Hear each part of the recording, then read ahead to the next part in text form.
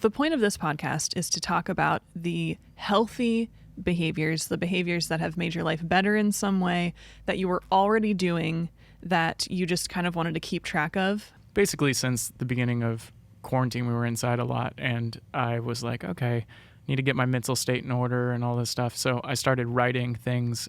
I'd go on these runs and I'd have these thoughts, and the idea was to like just write them down. Like if I had a thought that I'm like, oh, that's a good thing to do, that's a good way to live. So they're mostly just behaviors, like things that I should or shouldn't do. And what people may find is they may remind you of a cliche. They may remind you of something you may have heard before. I may have stolen it. I don't even know. Right. But one of the rules, which maybe we'll pick it today, maybe in another podcast, has to do with give credit where credit's due. Right. But I didn't formalize these things. I mean, they're literally in a notepad. I just jot them down. I figured at some point I would go through and be like, okay, these are the same, and kind of condense them, and then just put them all together and then memorize them and be like, okay, these are the things that I know I'm doing. Because if you have, the way that I see it is if you have a set of rules, then you know when you're behaving the way you want to behave. And when you're breaking them, then you know that, okay, that's not, I already knew that. I knew I shouldn't give advice or whatever. You don't want to be taken by surprise if you do something bad. You don't want to be, suddenly in the middle of doing it or afterwards and go, wait, what did I do? Is that wrong? You want to know how you are behaving. And if you've chosen to not behave that way, usually you should have a reason why you're breaking a rule, Right. Exactly. Rules are meant to be broken, but if you don't have any rules, you can't break them. So. Right. Yeah. And I heard somebody say recently, and this isn't like an old adage, but a wise man learns from the mistakes of others, but a fool doesn't learn from his own mistakes. I butchered that probably. But. The sentiment is still true that always learn from your mistakes. The goal is to not repeat the same mistake over and over again. And I've realized that I've done that in relationships and business and lots of different things. It's like I do the same thing over and over again. Well, patterns are a huge part of life, especially behavioral patterns. People get stuck in something, and especially if you are, I call it almost autopilot, if you're just doing the thing every day, eventually it's almost like digging a rut in your brain. You're just going to keep doing it, and then someday you may wake up and go, well, I don't want to be doing this, and it's almost impossible to stop just because you've been on autopilot doing it. So the goal of this, again, this Pelican case, this lovely yellow Pelican case. I'm so glad that you bought the yellow color. It's so bright and fantastic. The point of, so it's Rulette, which is obviously stupid.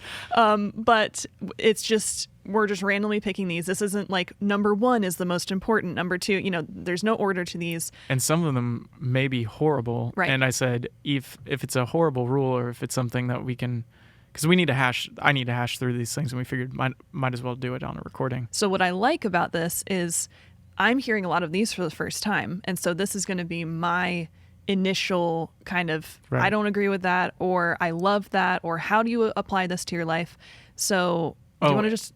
A quick shout out to Naval Ravikant. If you haven't watched his podcast or anything, he tries to take timeless principles and distill them down to one statement that he thinks works for life and business and all of those things. And watching him kind of go through those things really inspired me in some way to at least write things down when I think of them. Let's get started on an actual rule. Okay. I'm so excited to see which one I pick first.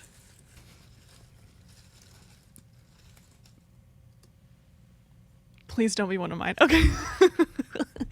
All right. What are you? Oh, no. Okay. So this is one that you have 3 written because you weren't exactly sure which one it was. This is actually great. One of them, always constrain creativity, or bound creativity in restrictions, or restrict creativity. Okay. It's all about the idea of creativity is, in my mind, a fountain. And I feel like mine is always just on full blast, going nuts. And it is very difficult for me to focus in on something because everything is a possibility. When somebody is like, be creative, I love it. It's such a great thing to say to somebody, especially if you're creative. But if you don't have, almost like when you're bowling, those bumpers set up, if you don't have something that says narrow in here. This is the theme. This is the story. These are the characters. This is the mood, whatever it is. If you don't constrain it, you will always be not quite ready to go. You know, it's not a finished idea in your mind, as in you can't just go and do it then. You can't do something unless you know what you're doing. So do you want to explain a little further? Or was that a terrible explanation? I don't even know. No, I think that was good. Instead of saying a fountain, I would say like an ocean or a lake, some giant, massive body of water. Yeah. That's what creativity is like to me. And it's great and it's all there, but it's not very useful until you start to channel it. You start to say, okay, you can only use this much at a time. Because you and I both worked in creative director positions and creative positions.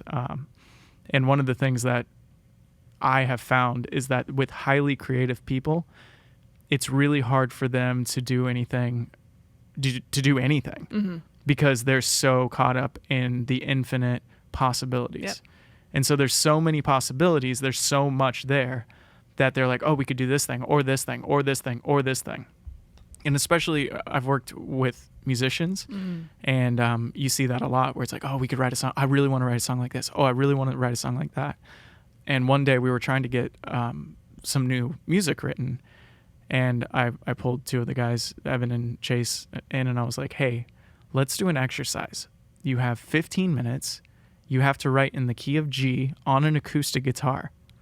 It needs to be 74 BPM. And I think I chose a word. Like, and the word that you're writing about is blah, blah, blah. Let's just say hope or something like that. And so then... The person or the theme? Yeah, there's also a person in that house named Hope. So not the person, the idea. Or maybe. Let's call it Joy. There's nobody that we know called Joy. I don't remember what the word was. Yeah. And so it was funny because in a few minutes they came back and we all three did it. I included myself as well. So everybody went in their room and wrote and came back and everybody had a song. And the idea was to have a completed song in 15 minutes. And it's like it can flow out of you. It's not a problem to write a song when you have those restrictions, those limits. Right. But it's really tough, especially if you work, right now I'm self-employed and I'm also somebody who works in a creative industry. But if I don't put restrictions on myself, what happens is I can get just lost in everything. Right. I'm like, oh, I want to do this thing over here. Oh, and I also want to do this thing over here. Well, there's a fear that I don't do anything. There's a fear that the next idea that may come to you is the one. And so then you start going, well, it's not quite there yet, or this isn't quite finished yet because the doors are still open. And I think I used to get bothered by the word restriction or the idea of restriction because I thought, well, that's limiting me then. That's shutting off the fountain. That's scooping up some of the ocean and saying only this. But that is a requirement if you want to get something done. Now, if you want to just daydream, that's a huge part of my life. Sometimes I'll just sit in the backyard when it's not super hot outside. I'll just sit back there and I'll look up at the sky and listen to the birds and I will let any idea flow to me because sometimes magic happens. Sometimes when you go, oh, I could think of all things, something will fly to you and you go, that's the thing. Then you have to catch it. Then you put those restrictions on it because then it doesn't become, well, I'm going to muddy this up by thinking, well, what else could maybe come? Like, no, if you get a good idea, put those restrictions on, give yourself even a time limit like you did with the music. It happens with creative people with this. You put those restrictions and suddenly you get better and better and deeper down that path. And you couldn't have gotten there if you didn't put those restrictions on. And what happens too, for me, is that when you start doing that, you go, okay, well, now I don't have to make a bunch of choices because I feel like making decisions takes so much out of people and they don't realize it. It is like, very difficult to make decisions. What key do I want to play in? Yeah. Well, I've been playing in C a lot. I really wanted to start playing in different keys. Okay, well, now I need to go and practice. It's like, no, just put all that aside. Like instead of having to take the time and energy to make the decision, just make them randomly. Like, it doesn't really matter because you're going to find your way through it. Like, whether it's in the key of G or C, it doesn't matter. Whether it's 72 or 105 BPM, it doesn't matter. Just choose your lane and start going down it because ultimately that's where you want to be. You want to be in the flow state. You want to be in the state where you're actually producing something and it's meaningful and time is slipping away and you wake up all of a sudden and you have something. Right. If your goal is just to sit around and like come up with ideas. Like, You can do that all day and then you'll never get anything done. And then what are you doing with your creativity? You're just using it in your brain. That's not good. I think creativity should be shared for the world. It should be something that you, and again, I think I skimmed one of the rules that's in here that I loved, and I think we'll talk about it eventually when we pull it out, but it has to do with there needs to be something meaningful in art. You can't just throw some paint somewhere and go like, this is super meaningful. You know what I'm saying? It has to be something that with those restrictions, as you dive down and you make those decisions and you continue going, I believe if it's inspired, if you're not just trying to be pretentious or just say, I just need to get something done or whatever, there will be something meaningful in it because you were in it. You Right. were in that flow state. Your mind mixed with that, whatever that inspiration, that genius, that thing is that comes in to assist you, that you cannot do shit by yourself. Like that thing has to come in. Elizabeth Gilbert talks about it. I love it. If you meet with that thing and you commit to it and you see it through, it will be something that is meaningful, if not just to you. Like that's great when you have something that you're like, I remember that experience and it was great. Most of the time somebody else will find something in there, and it's because you are in there. It's because you let that inspiration flow through you. And I think that's where the meaning comes from, is that thing that goes, hey, let me do a little something through you. Yeah. So, I mean, what was the actual rule? What did I write? There's 3 of them, 3 versions. Sometimes I write one and I'm like, that's not it. And then I write it again and I'm like, no, that's not it. Right. And through talking about this, what you do is you distill it down into this makes sense now. I want to make the point too. Sometimes. Do you want me to read them just for the listeners? So Well, just one more thing. Okay. One of the things that I found, how I've applied this kind of rule practically to my own life, is to even put the restriction on, like, okay, I need to take 10 minutes with just a piece of paper and just a pen, and I need to write whatever comes to mind. Mm-hmm. Like, that's a very open, creative, and like exercise where you're not really limiting yourself on what you need to write about or what you need to figure out, but you know that's something you need to just spend some time with a piece of paper and a pen and just like write words.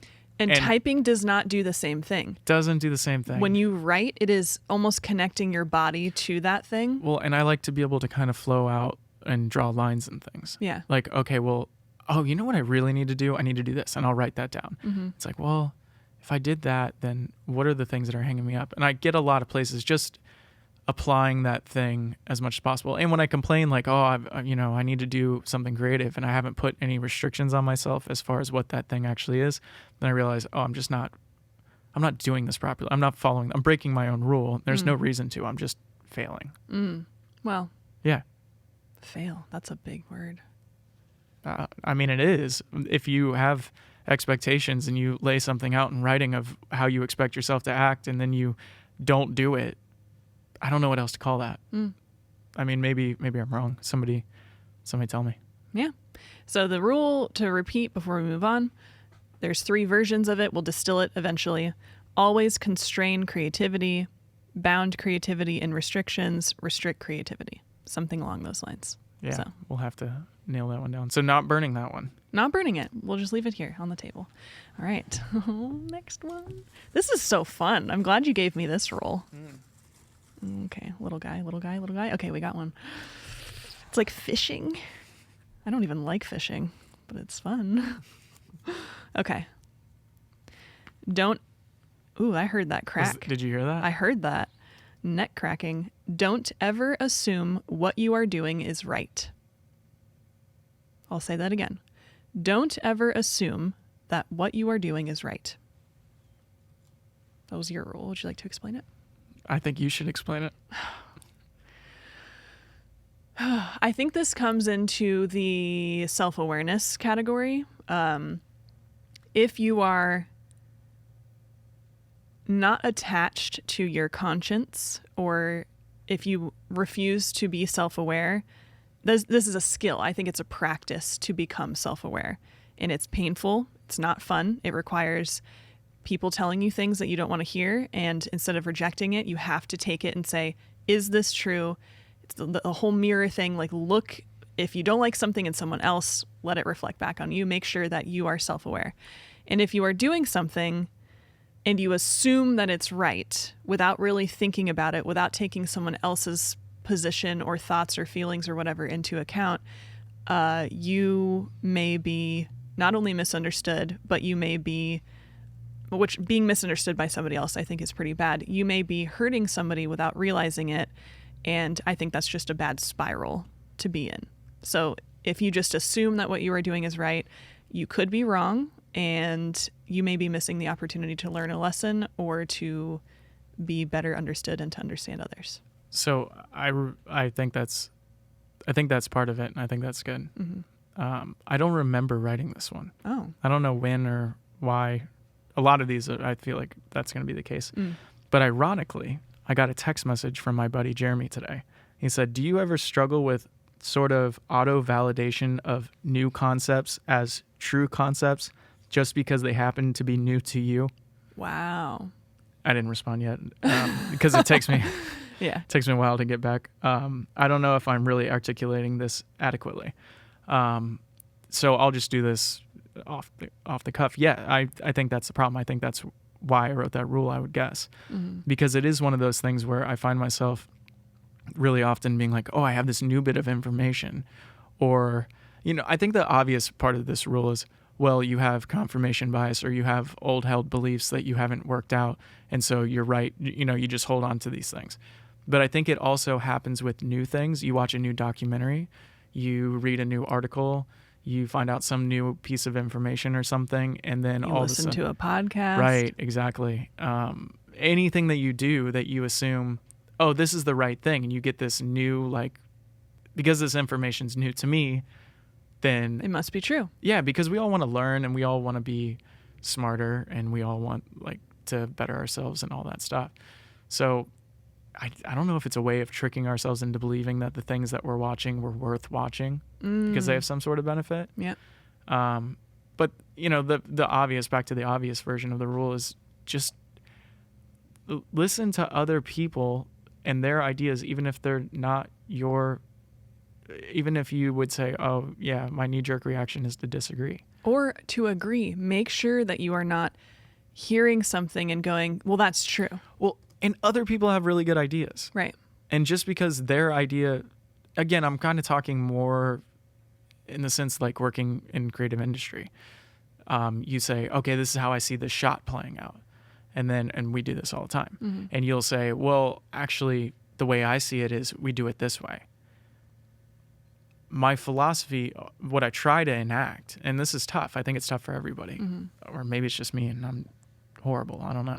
But what I try to do is say, okay, well, let's follow that idea and let's play it all the way out. And let's then take my idea and let's play it all the way out. Mm-hmm. And let's see which one gives us a better result. Which one is going to, lend itself to the film better or to the commercial better, whatever it is. And hopefully you can separate yourself enough. And if you are following the rule, what you should be hoping is that the other person's idea is better. Because if not, then why are they there? If your ideas are always the best 100% of the time, why do you work with anybody else? Right. And why aren't you more successful? And being in the creative industry, collaboration is so vital. In fact, I don't think you can actually successfully do what we do. I think you can be an artist, like a painter, but then you need a gallery and you need somebody to sell, whatever. But I do believe that creativity, because it's humans that are doing things together and humans are social creatures and we learn from each other, it is so important to have other people and that collaborative effort to do something, because you're right. Even on a film set, the makeup artist may have an idea that suddenly breaks something open and you go, that's where we need to go. The editor may say, I saw this that you didn't intend, but what if we put this here? And then suddenly everything changes. So don't assume that just because the script was written a certain way, just because you directed it a certain way, or you acted, or you wrote this, whatever you're doing. And I will agree with you that I struggle with this, because when you have this idea in your mind, if you don't see it all the way through, I think it is this romantic version of the thing where you go, it's going to work because I'm excited about it. Or it's a new piece of information and it's exciting to learn something new, because humans are excited when they learn something new. if you don't follow it all the way through, and that's the creative idea. If you don't go to the end and say, okay, if we do the shot this way, this is where it's going to lead. If you don't do that, and then as far as information comes in, if you don't go and try to combat that, if you don't go and say, okay, what do people think about this? What's the opposite? Who is disagreeing with this? Who's agreeing with it? If you don't take and look at it and examine those things and kind of follow that thought all the way through, you may end up with either a flawed thought or a not fully fleshed out one, or not the best idea or thought that could come out. I think the other end, just to put a cap in this, I think the other end of that rule is that if you, there's sometimes that you don't have the time to just entertain every other idea. Yeah. That you it's tough because some ideas that you hear are things that you're just like, I've already done that. Yes. An experience.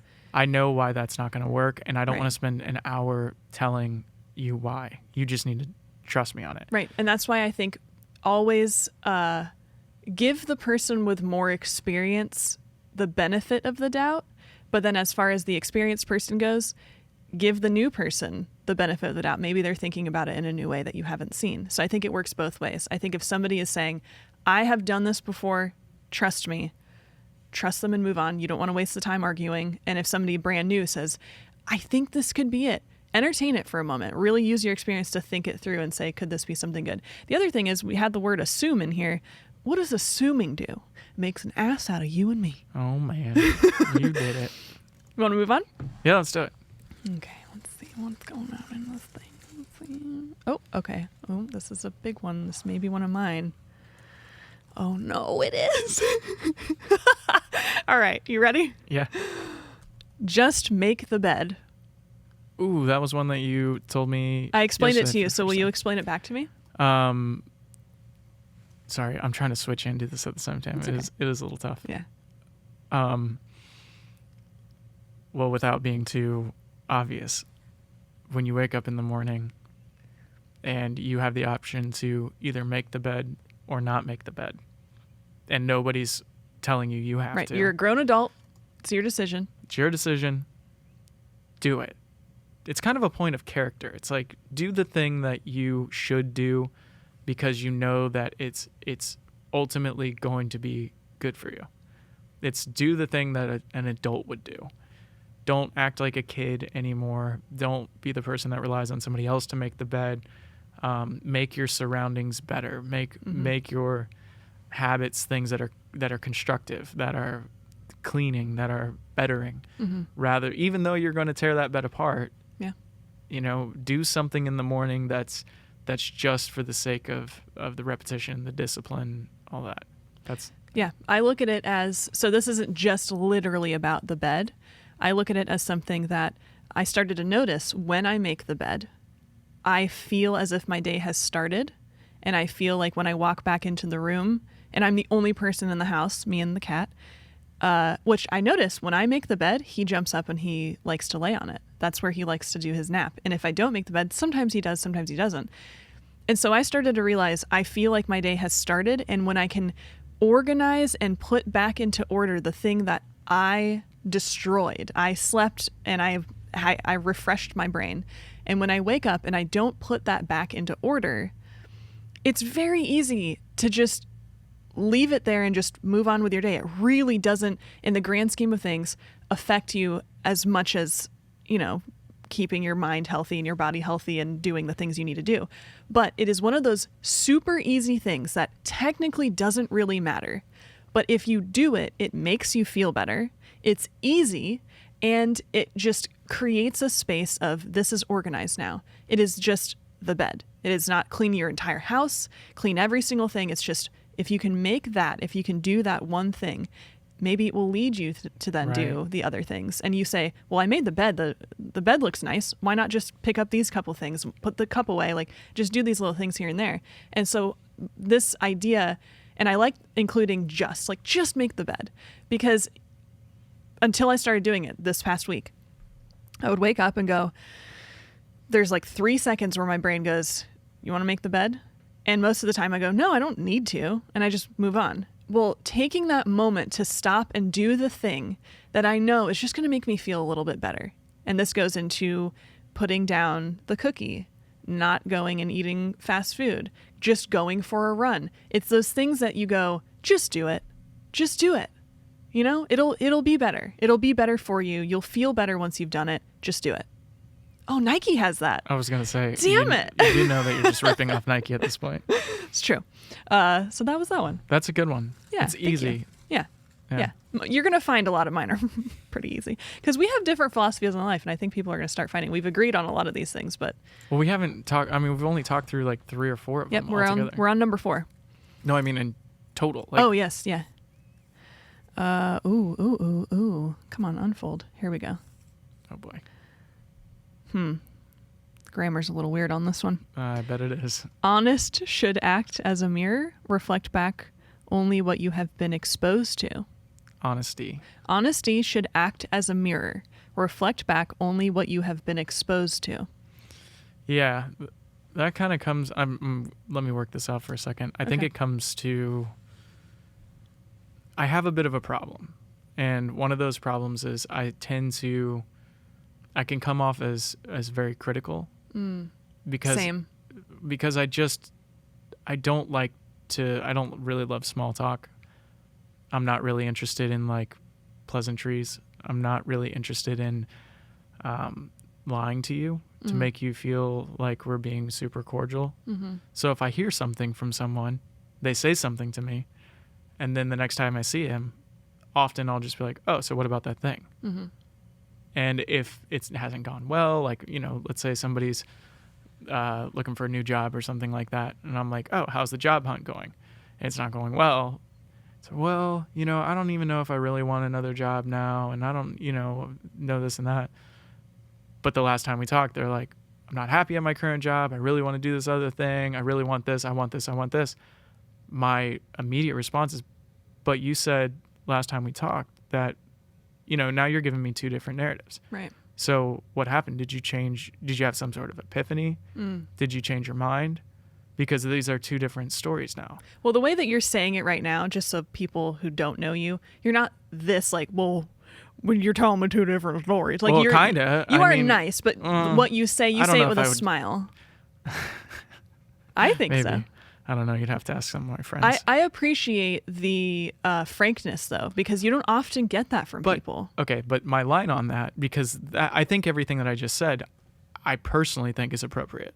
I think if you have a friend and your friend is telling you one thing and then the next week they're telling you the opposite thing, it's worth inquiring. Like, right. Why are you giving me a completely different story right now? And it's because you care about them getting what they want. No, it's because I care about being right and making people feel bad about themselves. Obviously. True. Totally. But I think it is because you care and you listen. And if somebody is telling you something, especially if it's bringing them down and it's this like sad thing, and then suddenly you hear the opposite, either you're going to want to know what brought them through it, or like you said, some sort of epiphany. And it's because you genuinely do care about other people like getting the thing that they set out to get. It's also how I want people to treat me. Yeah.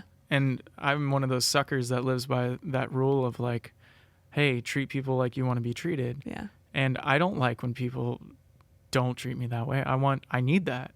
Like, I really, really need people to be like, hey, you said this and now you're doing this. So like, what happened? It's accountability. That's what a true friend does. Because sometimes you just don't know. You don't even realize it. Yes. You're going about your business and you're like, yeah, now I'm going to be focusing on interviews. And they're like, dude, a week ago you said you hated doing interview videos and you wanted to do commercials. Why are you scheduling more interviews? What happened? And I either go, well, what I realized was, and I had this whole moment where I was doing a commercial and I was like, oh, I just don't like video in general. And, you know, I don't know. There needs to be some sort of explanation. And maybe that's when you work it out, is when somebody challenges you. So I don't get anything. I don't think I get anything. I don't really honestly get any satisfaction from asking those types of questions. But here's where it gets weird. So that's all within the rule. But when you start looking past what they've told you and you start peering into like, well, maybe have you ever thought that you might be this way because you start becoming a psychiatrist to them or a psychologist to them. You start to try to find the Yeah, why. exactly. You start to do that. Now you're going past what they're saying to you and what they're giving to you. Because if they say something to you and you say it back to them, say, here's what you said, I think that's appropriate. But if they didn't say something to you and now you're saying, You're reading between the lines. you're trying to come up and solve their underlying issues for them or whatever, that's where it has to stop. Yeah. And I've been guilty of that as well. But I've tried to really become conscientious of not diving into somebody's psyche. First of all, I shouldn't be poking around anybody's psyche. Like, that's not a good idea. Second of all, most people aren't asking for that. Right. And third of all, who do I think I am? Like, what kind of arrogance does that portray? So I'm good with reflecting back. I think honesty when it comes to friends should be a mirror.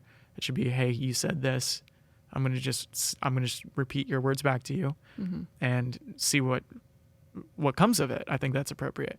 But if you go deeper than that and you start putting words in somebody's mouth or drawing out motivations, like that's where it gets weird.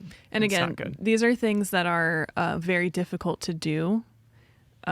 So just because this is a rule and this is how something should be does not mean we always live up to that, because I'm also guilty of, I'm taking college courses to, learn about psychology. And one of my goals in life was to be a counselor one day. And the more I start to kind of learn about people, I go, well, the job of a psychologist is very difficult, because not only are you hearing people's stories be told, but they are paying you to then do what we just said not to do, which is to infer things maybe or give them advice if that's what they're looking for. Well, I don't even know if a psychologist's job, like a therapist's job, is to give somebody advice.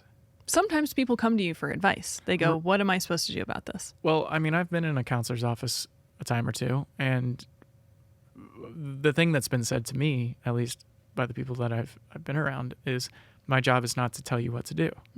It's not to give you advice. It's to ask you questions to lead you to to conclusions that are going to be true and helpful to you in where you want to go and what you want. So I don't even know if that's necessarily the job of the counselor either. I think it changed. I think it depends on, honestly, the person, because I think that there are some people who Freud was one of those people who said, I can figure out, every human, and every human's issues start in childhood. He was also a genius and a cokehead. So, right. He had many issues, but he also helped people figure out, they went past what you see is what you get. Right. And so he gave people the idea that, no, that's just the tip of the iceberg. You got to go below, and below the surface, that's where the majority of stuff's going on. Well, I definitely think that's true. But I think that my role as any sort of person in anybody's life is not to try to dig below the surface for somebody else. Yeah. It may be to say, hey, have you ever tried digging below the surface a little bit on this? 3 or 4 hours into a conversation, maybe, but I will say we do that to each other. And I think it's very important. I think there's specific people in your life that is appropriate for. And I think when you're sharing your life and we also work together, we are very close. So, and we also work in a creative field, so there's going to be disagreements. And we're married, in case that wasn't. Yeah, I think people know that by now. Yeah. I think our relationship and our lives are so intertwined that we don't really have time to have an argument and a disagreement and then just go our separate ways. We have learned painfully, but it has brought us to a place where I can trust you when you say, and sometimes it bothers me because we're in the middle of I'm in an emotional state, and it's have you thought about how your family maybe did this and this and this, and maybe that's why we do that to each other. And I actually really appreciate that. Maybe not in the moment every single time, but it has taught me to do that to myself, and you allow me to do that to you, where it's hang on, this thing that we're talking about, the fork that fell on the ground and splattered stuff everywhere, that's not what's really happening. That's not what we're really upset about. That was the little straw on the camel's back, but there's more. There's more here. There's some other thing that happened that we haven't resolved. Or maybe you're just feeling insecure about something, or maybe your hormones are going crazy. Those are all possibilities. And until you can explore them and not use those as excuses, but to understand yourself and say, I'm much more affected by when a stranger walks by me and says, 6 feet apart, get out of the way. Like Right. I was affected by that for days, and I didn't even realize that a random stranger could do that. So that, is below the surface, and then it comes out as like, why did you drop the fork? Okay, hang on. Let's talk about this. And so, I would say it's not even about the stranger. It's something else. Oh my God. But I'm joking. I'm yeah. joking and I'm not joking because I don't know if there's a rule surrounding it, but I also feel like there's a certain amount of nothing is what it seems. No aggravation is just plain and simple what's on the surface. It's always some sort of like deeper issue. And it's always mixed with so many. That's why dreams are so interesting, because you have a dream, and like last night I dreamed that I met PewDiePie and his wife Marcia, and Sure. we Naturally. invited them to come here and do a podcast, and then they started using our studio because they lived like I literally walked to their house in my dream, and PewDiePie in my dream and Marcia in my dream do not represent PewDiePie and Marcia in real life. It could be the man that I saw on the bridge who said 6 feet apart. That could be him being represented. It's weird how your brain will use faces and people and things that represent things that it's not necessarily like, I had a dream about PewDiePie because I watch a lot of PewDiePie. I don't know why he showed up in my dream, but I know it wasn't just him. It's not face value stuff. It's my subconscious is processing plenty of things, and for some reason it said, we're going to put PewDiePie's face on this thing that you're working through. It's interesting. It is interesting. And I think it happens when you're awake too. Yeah, I mean, we're kind of always dreaming, right? Maybe this all is a dream. Well, it is kind of all a dream. A waking dream. Like a waking nightmare. I mean, even as you're sitting there talking, I'm seeing in my head images of PewDiePie and the bridge and the guy on the bridge. Like all those things are coming to my mind, and I'm watching you, but I'm simultaneously like in this completely other like state where I'm seeing those things. And if you closed your eyes and somebody talked to you long enough, wouldn't you start to have stronger and stronger versions of that? And well, that's what a guided meditation is. They go like, imagine the grass between your toes, and now you see this unicorn on the side, and you're like, oh my God, I see it. Dude, there needs to be some sort of, we need to talk about the importance of imagination and how, because I mean, for a long time, especially working in creative endeavors and being married to you, who's like one of the most creative people I know, the most creative person I've ever met. Wow. Let's just Thank say you. that. Yeah. But in a good way, as well. But I went through a phase of my... It's actually funny. I think some people have said that to me as an insult. Well, but I completely take it as a compliment. It's a dual-edged sword. Yeah. But there was a time in my life where I said, okay, I want to have a year of like being practical, being realistic, not dreaming, not coming up with new ideas. Like, I used to always come up with new things that I was 3D printing or trying to get made, inventing things, whatever. And so I went through a year where I was like, okay, enough of this. I need to get my life in order and just be practical. Like, let's stop dreaming. And let's start doing. Stop dreaming. Everything's doing. No more talk. Like, we've got plenty of ideas. Let's go for it. Yeah. And I did that for a while. I really like stopped myself from fantasizing and creating ideals and having some future lofty goal or whatever. I kind of stopped that. And I did not know that that was going to have such a negative impact on my life. That although you can get swept up in the kind of Peter Pan aspect of life, of flying around and never wanting to grow up and everything's a possibility, but I'm not going to commit to anything. The typical like 20-year-old thing to do. Then you get to a certain point that you kill all of those things. You don't fly around anymore. You don't have any sort of fantasy or future thought, and you just dive into the practical and the present. You become this kind of old man who's just crotchety and doesn't want to dream or anything. Both of those, you need a balance between those two things. Yeah. You can't do all one and not the other. But man, I don't know whether I'm just one of those people that's obsessive that just can only live in one, but I've been trying to figure out a way to moderate those. But it took a long time for me to figure out how to dream about the future again. Yeah. How to create some sort of like ideal home in the future or ideal thing in the future, because once you kill that and you say we're not doing that anymore, we're going to live this way, after a certain amount of time, beware. Right. It becomes pretty tough. It I mean, becomes, that's what the future is dark because you cannot see it. Not dark like, oh, it's going to be depressing, maybe.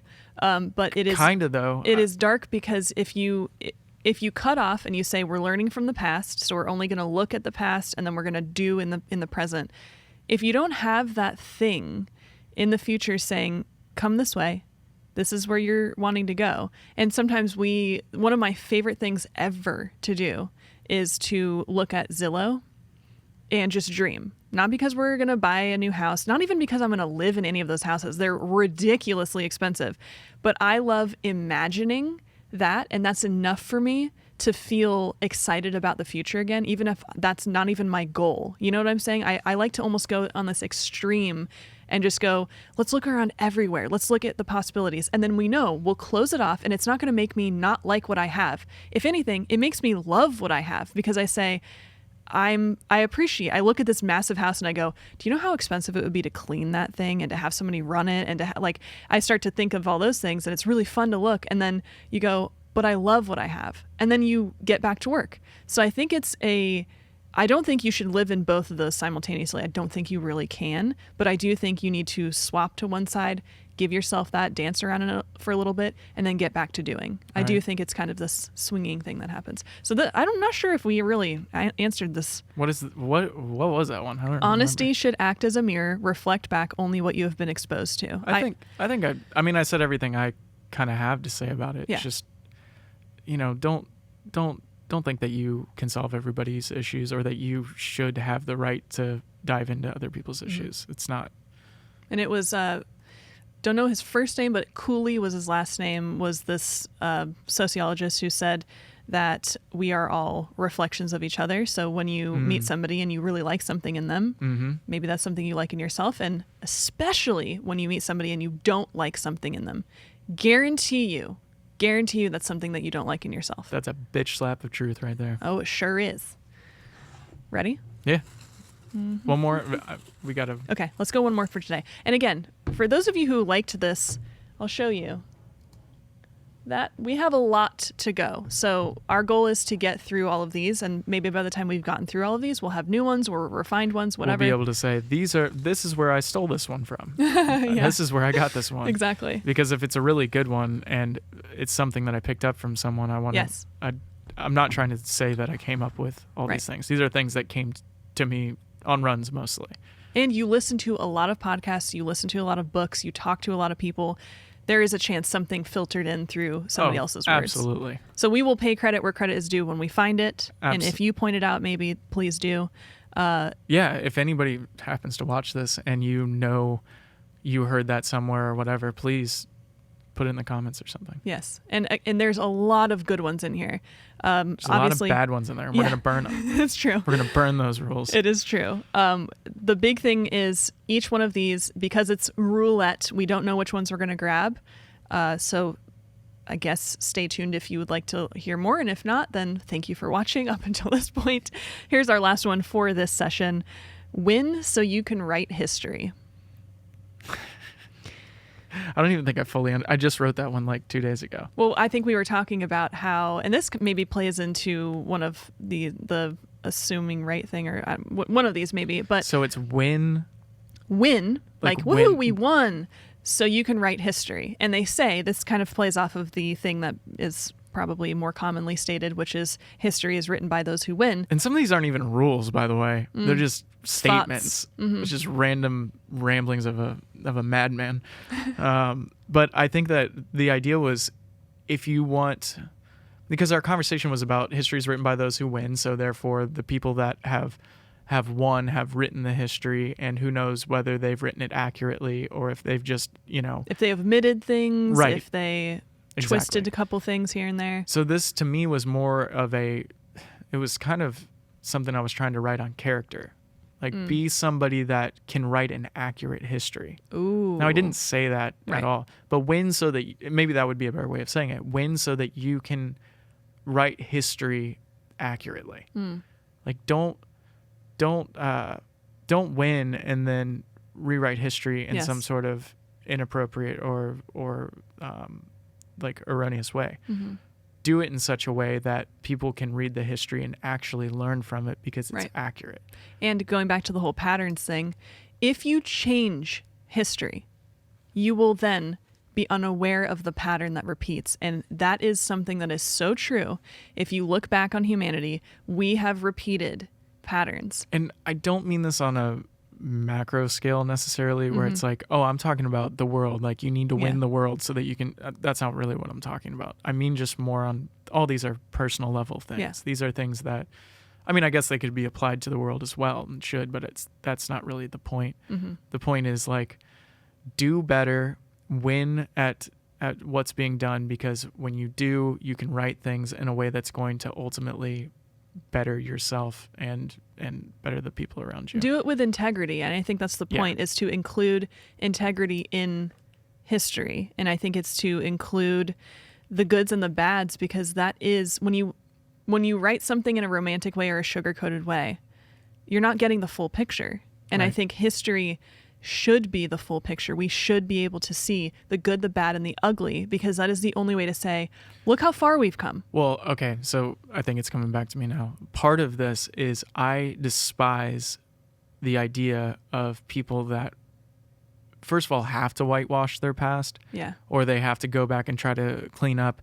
Or in artistic endeavors where it's like, well, they're embarrassed. I'm embarrassed by my work and this and that. Like, I am a firm believer in you've got to show it all. Yeah. You've got to leave it all out there. Like, if you have some bad work, some bad songs, like you can go and listen to some music that I've written that's out there, and it's horrible. I mean, but it's part of the story, and I don't want it to go away. I want it to be that if I wrote something good that somebody did like, and they went back and they were like, oh, where'd this guy? What's his discography or whatever? Which, good luck. You're not. Spread out. So you're gonna have to do some real digging. So vast. But like, if you go and you were to find some song that I wrote and it's not good by my standards, or it's something that I would be embarrassed for somebody to listen to, good. Then you can see some sort of progress. It's like deleting progress pictures if you're trying to lose weight and you just delete the one before every single time you take a new one. You're never going to see the growth. It's like, look, I may not be that good right now, but look how bad I was back there. I'm serious about that. That's really important to me. On this channel, there are so many videos. There's a lot of private videos that I'm just like, This isn't serving. No. It's only because it was too exposing. Like, I did a lot of vlogs and I was like, that's me. Like, I want those for me. I don't really need to show the whole world, like us going to grandma's house on Thanksgiving. Like, that's for me. But I did that for a while and I put a lot of those on private, not because I was embarrassed, because I just wanted those for me. Those were like private memories. Because, I mean, let's be honest. This is a rule that, again, all of these things are things you strive for. They're not things that you get perfectly. But I they was may gonna be say, things you never have done, and you're just like, man, someday I wish that I could actually live this way. Yeah. And a lot of these are going to be that way. But I do want to say, there are currently public videos on my channel that if somebody comes across that first and they look and they go, she thinks this was good enough to post. Yes, at the time, 5 years ago when I posted my first waxing video, I watch it back and I go, oh, and I actually tried to edit it recently, but it had the threshold of editing, like there's a certain amount of views where YouTube doesn't let you edit anymore. And I did all this editing and I was like, this is amazing. Like in the YouTube editor, which is a horrible edit. And I just like did it. And I was like, this is so much better. Like I get to the funny part much faster. It's just better.